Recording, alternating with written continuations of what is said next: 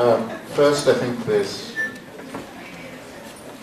the question of new epistemologies is important, and I want to connect my response on this a little bit to Kirsten's comment. One of the tasks, I think, for critical geography is to develop new conceptual apparatuses, new ways of thinking. And in that, I don't think it's sufficient to say that critical geography should be concerned with contextualizing. We also have to be very, very interested in the power of abstraction and the power that can come from cogent analyses of the situation. And I think that if we get frightened of that power of abstraction because somebody's going to say, oh, that doesn't seem to make sense in relationship to this person on the ground, then it seems to me we're losing something very significant. But in this I also want to say something else. I try to train my students now into the idea that they are all theorists. You don't have a choice. You have to use abstractions. The only interesting question is which ones do you use and how do you use them? And you don't learn theory as a set of propositions that you then apply to the world. You actually do theory all of the time. And what I try to do is to get people, when they're reading Marx, for example, not to read it as an understanding of his theoretical propositions, but to read Marx to learn how to do theory.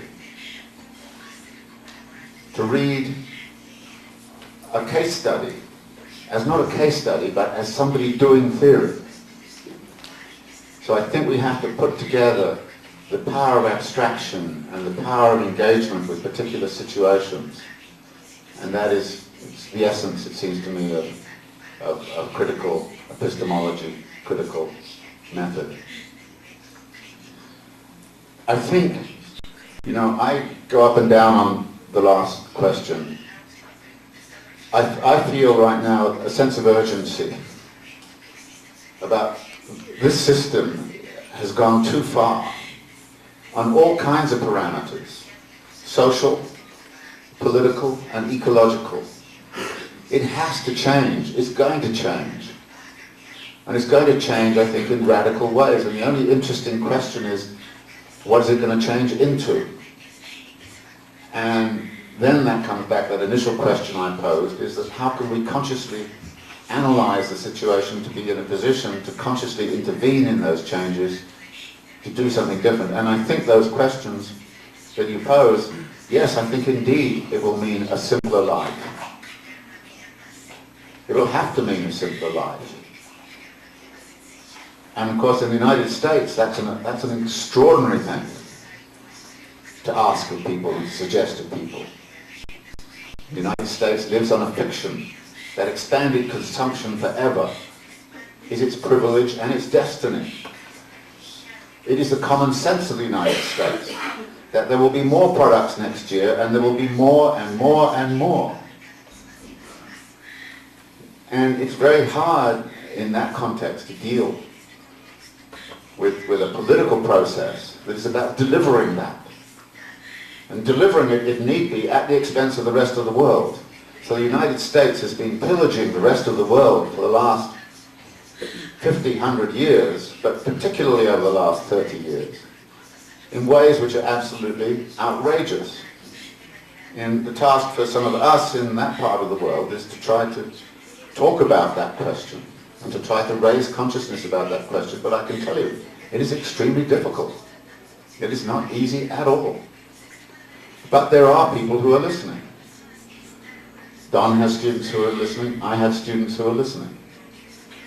And there are ways which it's going. But I feel a sense of urgency about the need for political transformations. And the distressing thing is the difficulty of identifying what kind of political movement can really mobilize to bring about those transformations. And I don't see it yet. I'm not a political organizer. I'm not good at that kind of thing. We live in a world where we have to rely on divisions of labor.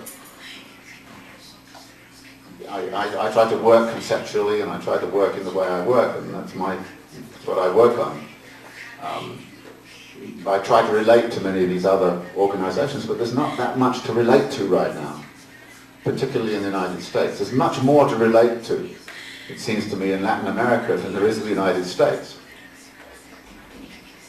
And I think the question that I hope that you will answer for yourself is, if you don't find our kind of radical geography adequate, which I think is a perfectly good conclusion for you to come to, then what you have to do is you've got to go create your own. And then you have to teach us how to do it, because we're badly in need of education. We really are. Because we don't know how to do it up there. We're not doing a very good job. I mean, we're trying, you know, but it's not easy. But, you know, we need your help.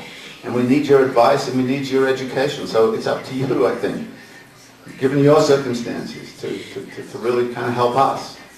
You know, Marx had this wonderful kind of question: who is going to educate the educators? And I'm an educator, and I'm badly in need of education. So you have your job cut out, okay? Educate me.